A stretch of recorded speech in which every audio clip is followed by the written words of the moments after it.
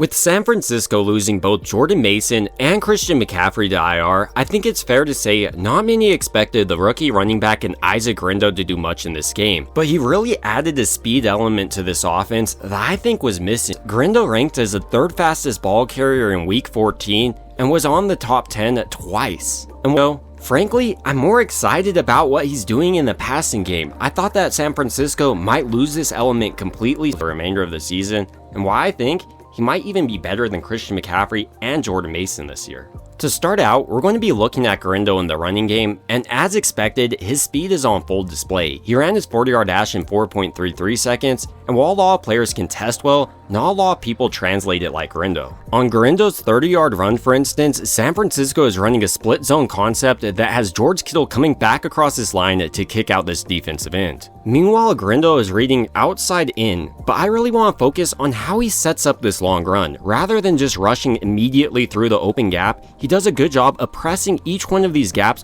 which causes all of this flow by the defense. You can see how 1 and 31 shoot inwards, but once he gets the angle on them, they don't realize how fast he is. I mean, he's running at 221 pounds. You don't expect him to run a 4.3. In a similar way on this zone concept, San Francisco has their linemen stepping play side with an attempt to get vertical into this defense, so Guerendo has cutback lanes. And on this play, I want to pay attention to once again how well he sets up this run. You can see how hard he presses this outside gap, getting the flow from the defense once again before cutting it back hard on them. And it's not just a normal cut, but I love this jump cut out of Guerendo. It makes him so he can instantly change his momentum and then pick up the speed pretty quickly. While this type of run is impressive for any back, I'm really excited for Guerendo because early on during his training camp and even some of his preseason, he was struggling with his reads, but it appears Bobby Turner has got it right for him and he's just excelled ever since. Another area that's impressed me is how hard of a runner he is. For speedsters, I don't expect him to be powering through an offensive line like here, and I know this may be a little bit sacrilege to say, but the way he navigates these tight spaces is kind of like Frank Gore. I saw plenty times in Frank Gore's career where it looked like the play was dead, but somehow he squeezed out of a tiny space and then broke off a large run.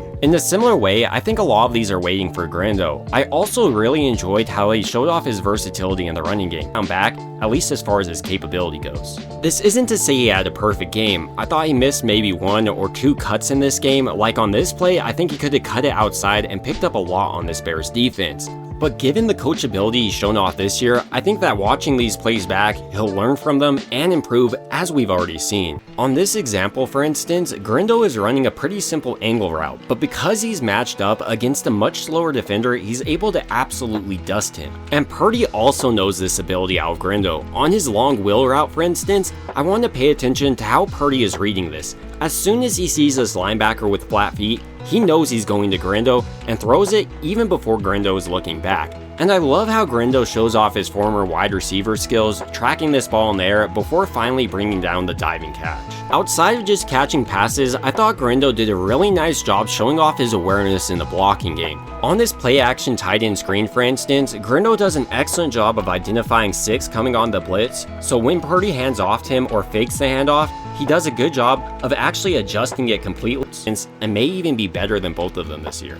But ultimately, these are just my thoughts about Guerendo's outing against the Bears, and I'd love to hear your thoughts down below. It would also mean a ton to me if you could like and subscribe, and as always, I hope you guys have a great rest of your day.